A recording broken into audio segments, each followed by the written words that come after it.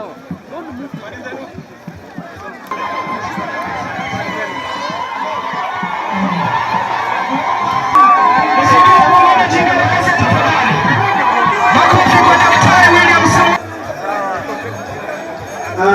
tumbeni njia naibu wa rais apite.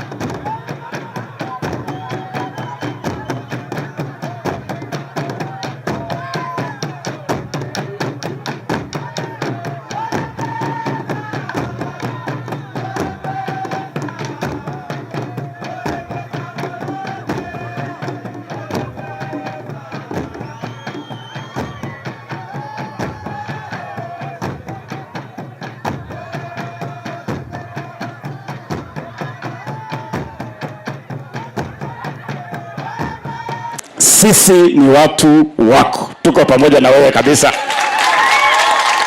na tuko ngangari vinoma sana, na tuko strong, na tuko na wewe mundu mpaka last. Na ujue ya kwamba 2017 tulianza safari na wewe, lakini tulianza late kidogo. So this time we assure you, we are going to break barriers here, and we are going to deliver for you. And we want to send a very clear message. Let me face the media.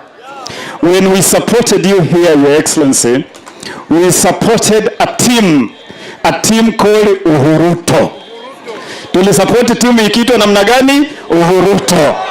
That tulisupport hiyo team tukijua clearly in our minds, without any prevarication, circumlocution or doubt of any shade. We knew ya kwamba tutasupport 5 tena, alafu baada ya 5 tutatembea na wewe 10. Sivyo ndio tulijua? Ukweli ama uongo? Hebu nione kama ninazungumza lugha yenu. Nimeona wanaume wameshikana hapo kama tingatinga. Nimeona ile boat race. Naona wanaume kweli wamesukuma ubusuma kabisa. Bila ubusuma mimi sioni hiyo kazi ikiendelea hiyo. Nimesalimiana na jamaa mwingine hapo. Amenishika mkono. Karibu ikuwe kama ile ya Mutua.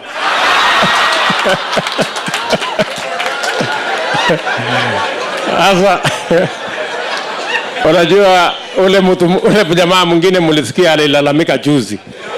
Hadi nilimsalimia. Hadi nilimfanya nini?